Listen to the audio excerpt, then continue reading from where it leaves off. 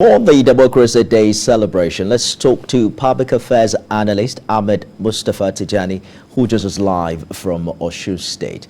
It's been 23 years of unbroken civilian rule in Nigeria, but next year we'll be counting 30 years after the much talked about June 12, 1993 election. How do you begin to describe the evolution of democracy in Nigeria over the years?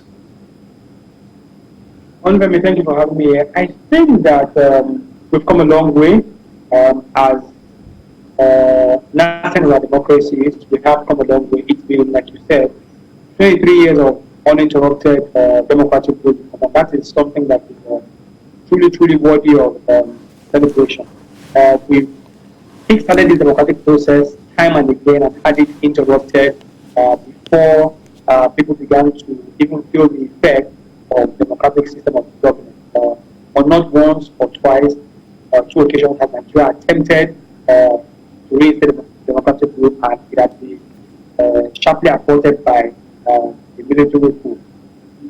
Fortunately, this has not been the case in this instance, and we've established ourselves as a country that has entrenched democracy, and it's near impossible now to see a situation where this democracy will be snatched from within our grasp. So it's something truly worthy of celebration as Nigeria, and I think we should be proud of ourselves in how far we've come. Ahmed, so it's President Buhari's last Democracy Day.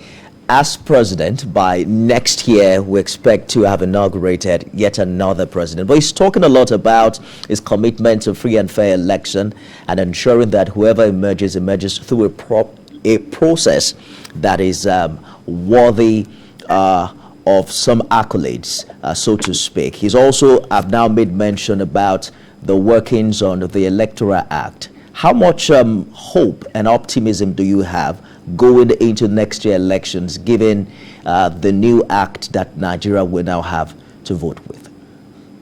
Well, I think the president, as an individual, has shown unrivaled commitment to a free, transparent, and credible electoral process, and this can only inspire hope in a lot of Nigerians.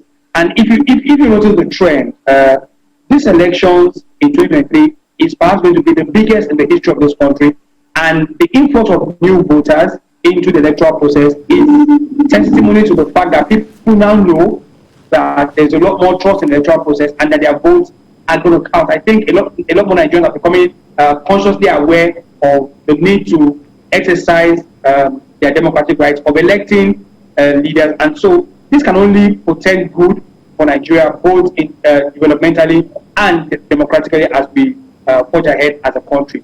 I must say that it is interesting to watch just how, just 4 years ago, a lot of people who were, maybe to use the word docile politically, have become suddenly politically aware, and there's a lot of conversations, even amongst young people, as to the kind of person or the quality of people that we should be electing into office. And all of this can only stem from the fact that people now have a lot more belief in the electoral process, as reiterated by President Muhammadu Buhari yesterday in his speech, where he said unequivocally that he was committed to ensuring that Nigeria elects its next leader through a democratic, free, fair, and just process. And I think this can only spell good times for Nigeria going ahead. The countdown is on, Ahmed, and we can't wait to see just exactly how this election will turn out. Ahmed Tijani Mustapha, public affairs analyst, live for us in Osun State. Thank you for joining us tonight.